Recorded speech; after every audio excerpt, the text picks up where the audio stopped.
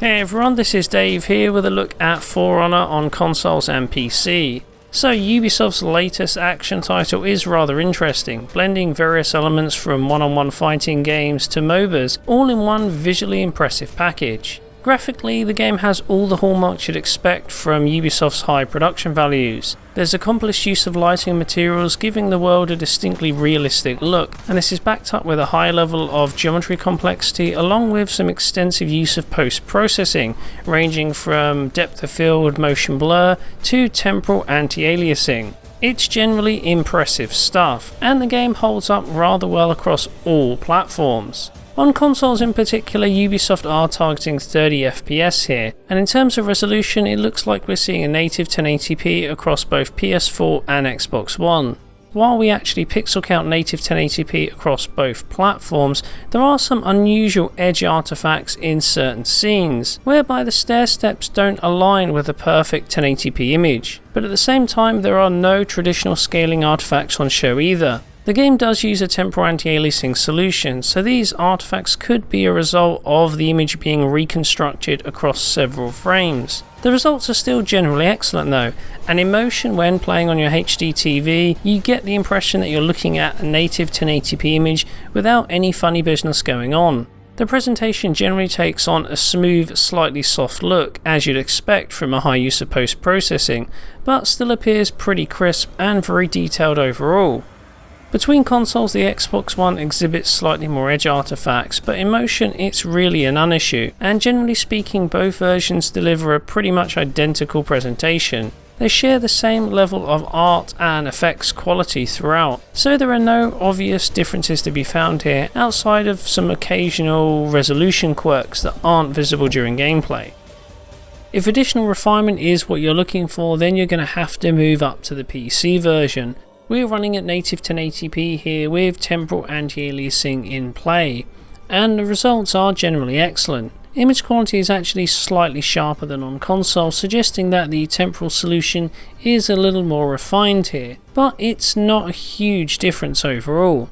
It's in other areas where the improved graphical quality makes itself known. For example, we see the use of high resolution textures primarily deployed across characters themselves, which are easily visible during cutscenes where we get a close-up view of the character's armor and clothing, where these elements appear visibly clearer and sharper than on console. Backing this up, draw distances are also expanded upon, and level of detail scaling is less aggressive. That means distant scenery generally feature higher quality models and textures, thus adding extra levels of refinement, which is particularly noticeable when playing on a large HD TV or at higher resolutions than 1080p. It's not something that overtly stands out in motion, but it does bring out subtle levels of extra detail to the overall presentation. Another noteworthy upgrade is the use of slightly more complex geometry across distant parts of the environment. These objects appear fuller and slightly smoother compared to on consoles.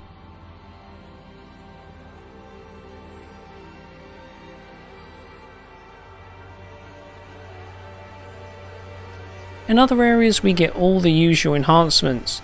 Shadows are rendered at a higher resolution and feature more refined filtering, which means that these elements are displayed with greater clarity and sharpness, but still appear fairly smooth and natural.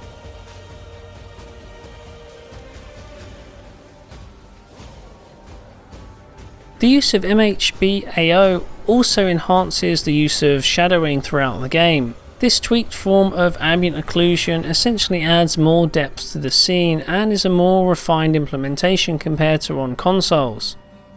There are also additional environment reflections on PC as well, shown here across the water in this scene, whereas on consoles the water takes on a flatter, hazier look as a result of these effects being absent.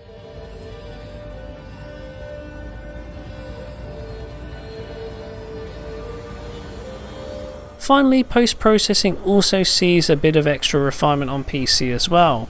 In particular, object motion blur appears cleaner compared to on consoles. This could simply be down to us running the game at 60 frames per second, thus giving the effect more samples to work with, but in any case it's still a measured improvement. So the PC version provides a more polished experience all round, which is enhanced by the ability to run at 60 frames per second. there's less input latency, and as a result, the game looks and feels better to play. That said, the console versions still hold up very well indeed. We're looking at a target of 30 frames per second here, and while the game doesn't appear as smooth on consoles, the use of camera and object blur helps to smooth things over in fast moving scenes, which gives the 30 FPS update an extra degree of fluidity to it.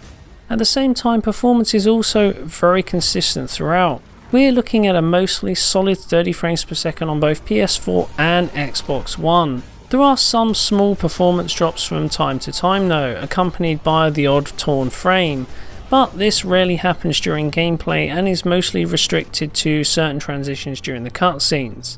In areas where performance is impacted, things are slightly smoother on PS4, but overall, with frame rates being mostly solid, I think both versions offer up a very good experience with not really much to complain about.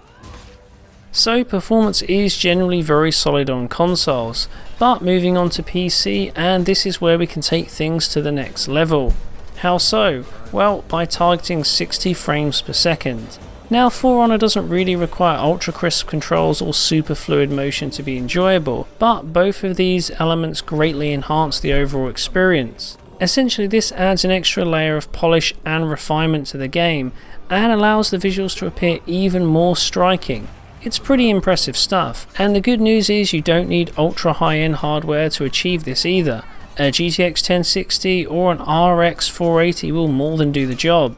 Here we're pairing both these GPUs with an i7, and for the most part you're getting 60 FPS for the vast majority of the time, with graphical settings fully maxed out. Overall, the GTX 1060 does have a small advantage. It comes out slightly ahead of AMD, but the difference isn't that huge, generally between 2 to 5 FPS, but nothing particularly major, and the experience is generally very good across both cards. Neither GPU is enough to give us an absolute 60 FPS lock though, and there are drops down into the mid 50s in bandwidth heavy areas, but thankfully this doesn't happen very often, and for the most part you are looking at a solid 60 FPS without needing to adjust visual settings. Of course, if you want absolutely stable frame rates, then feel free to reduce shadow quality and ambient occlusion down by a notch, and that should give you that stable 60 FPS you'd require. But ultimately, I don't think you really need to do this, and performance is generally excellent on these cards. So there you have it, For Honor on PC and console. We'll be taking a closer look at how the PS4 Pro version holds up to the PC game in a 4K comparison soon. But for now, I can say all versions of the game provide a nice solid experience. Anyway, I'll leave it there. If you enjoyed the analysis, don't forget to like or subscribe. Thanks for watching, and I'll see you next time.